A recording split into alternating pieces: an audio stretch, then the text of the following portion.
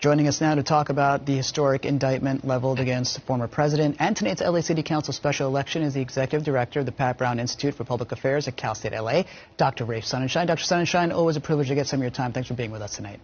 Pleasure to be with you.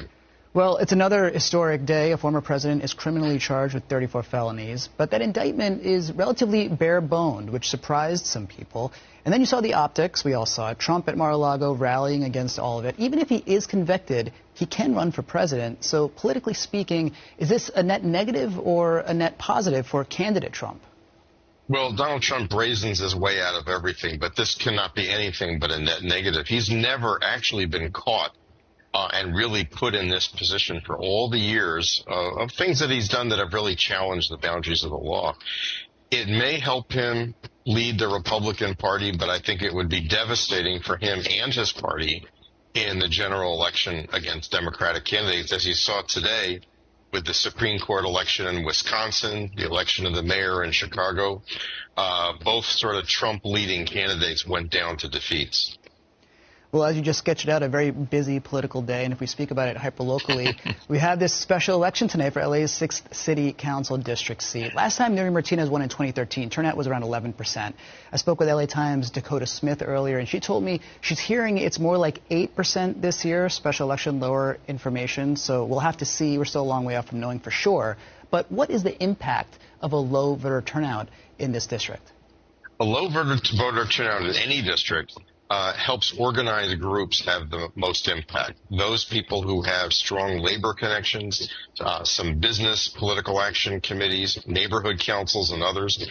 And all of these candidates, not a single one of them has held public office, which I think is rather exciting. They all come out of one or more of those sectors. Whoever can get people to cast their ballot in an 8%, and I think she's right, I think 8% sounds about right, will have an outsized impact. This is a day for the truly active people are really going to determine who fills this seat. Yeah, I was speaking with Gustavo Arellano earlier tonight, and he said that it's not necessarily going to be about money, it's about the people who are engaging in the community. And some of these returns that we're seeing right now with Rose Gregorian doing better than previously expected, certainly outperforming a lot of the money that's come through, is attesting to that.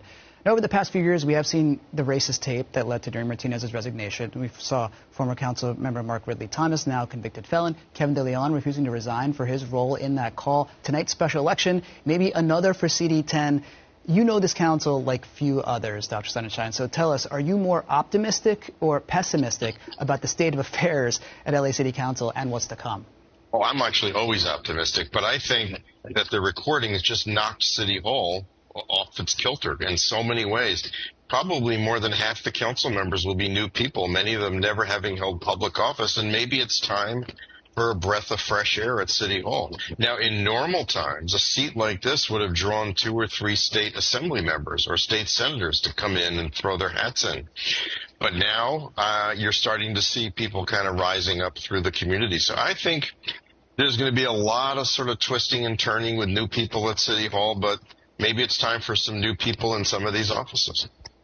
We just have a quick moment left, and we can talk about the candidates for this particular race. 7 candidates, largely under 40, mostly registered Democrats. What stuck out to you about all these people who are vying to replace a power broker in Miriam Martinez?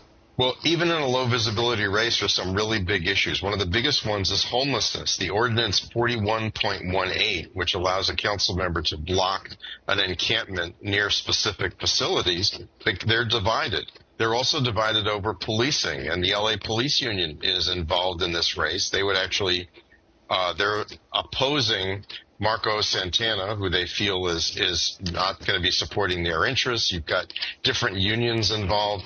So there's actually some big politics in this race. It's just not going to engage 20, 30, 40% of the voters. But at the end of the day, whoever wins this seat will have 1/15 of the council's power. Well, Dr. Sonenshein, you're talking about that law 4118. It was a big issue, and Marco Santana not doing as well as maybe we previously thought coming into tonight. We'll have to see about those results. Dr. Sonenshein, thank you so much for being with us tonight. And there's a look at the results. We'll be right back.